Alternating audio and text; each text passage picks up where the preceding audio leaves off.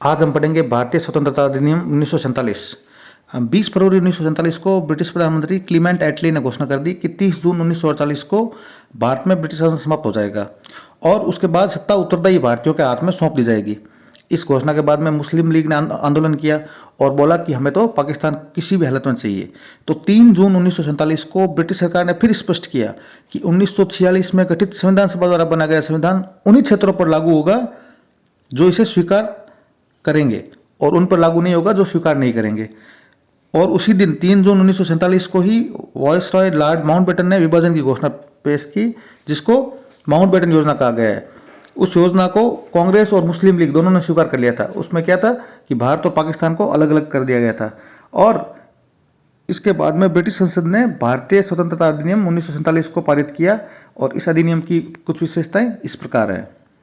इसने भारत में ब्रिटिश राज को समाप्त कर 15 अगस्त 1947 को इसे स्वतंत्र और संप्रभु राष्ट्र घोषित कर दिया और भारत का विभाजन कर 2 स्वतंत्र डोमिनियन संप्रभु राष्ट्र भारत और पाकिस्तान का सृजन किया, जिन्हें ब्रिटिश राष्ट्रमंडल से अलग होने की स्वतंत्रता थी। इसने वॉइसरॉय के पद को समाप्त कर दिया था और इनके स्थान पर गवर्नर जनरल के पद का सृजन किया, जिसकी नियुक्ति नए राष्ट्र की कैबिनेट की सिफारिश पर ब्रिटिश के ताज को करनी थी। ब्रिटिश सरकार का कोई नियंत्रण इस पर नहीं होना था।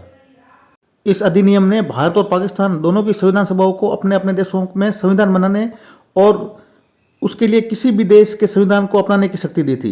सभाओं को यह भी शक्ति थी कि वे किसी भी ब्रिटिश कानून को समाप्त कर सकता है और उन्हें स्वतंत्र अधिनियम को भी निरस्त करने का अधिकार था। इस अधिनियम के तहत दोनों डोमिनियन राज्यों की संविधान सभाओं को यह शक्ति प्रदान की गई कि वे नए संविधान का निर्माण व कार्यान्वित होने तक अपने अपने संबंधित क्षेत्रों के लिए विधानसभा बना सकती है। और 15 अगस्त 1947 के बाद में ब्रिटिश संसद में पारित हुआ कोई भी अधिनियम दोनों डोमिनियन पर तब तक लागू नहीं होगा जब तक दोनों डोमिनियन इस कानून को मानने के लिए कोई कानून ना बना ले। इस कानून ने ब्रिटेन में भारत सचिव का पद समाप्त कर दिया और इसकी सभी शक्तियां राष्ट्रमंडल मामलों के राज्य सचिव को स्थानांतरित कर दी गई।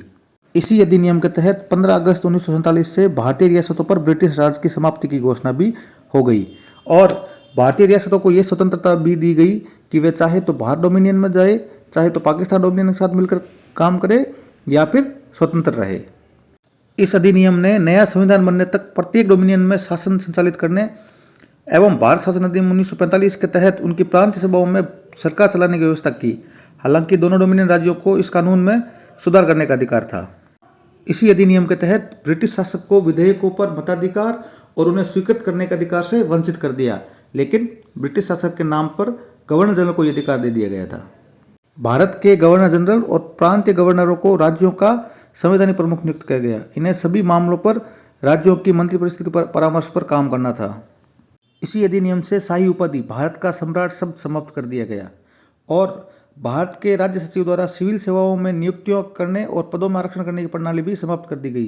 15 अगस्त 1947 से पूर्व के सिविल सेवा कर्मचारियों को वही सुविधा मिलती रही जो उन्हें पहले से प्राप्त थी। 14 और 15 अगस्त 1947 की मध्य रात्रि को भारत में ब्रिटिश शासन का अंत हो गया। समस्त शक्तियां 2 नए स्वतंत्र डोमिनियनों भारत और पाकिस्तान को स्थानांतरित कर दी गई।